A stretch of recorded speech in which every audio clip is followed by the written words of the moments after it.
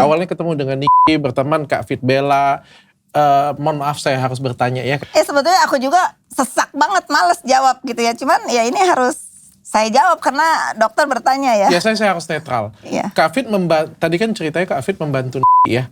Tapi Membantu untuk menguatkan mental dia ya. Apapun itu. Iya. Menemani, membantu, mendampingi. Iya, nanti gitu kan ya. kalau dipikir saya nggak perlu bantuan ya itu urusan dia ya. Iya. Tapi that time nggak ada yang mau nggak ada yang mau deket sama dia, nggak ada yang mau nolongin dia, apalagi membela dia saat itu. Oke, tapi apa keuntungan Kak Fit sendiri? Nggak ada.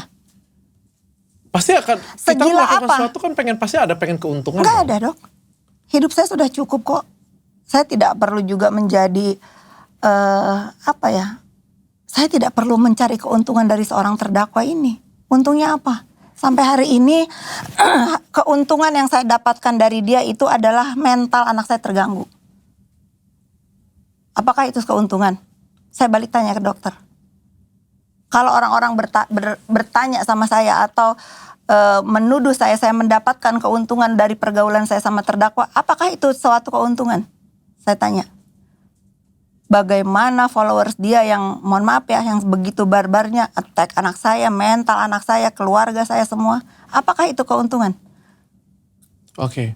Tapi itu kan bukan hal yang harus saya sesali. This is happen. Bagaimana sekarang saya standing up buat keluarga saya, bagaimana saya meluruskan dan terakhir yang harus saya lakukan saya lawan.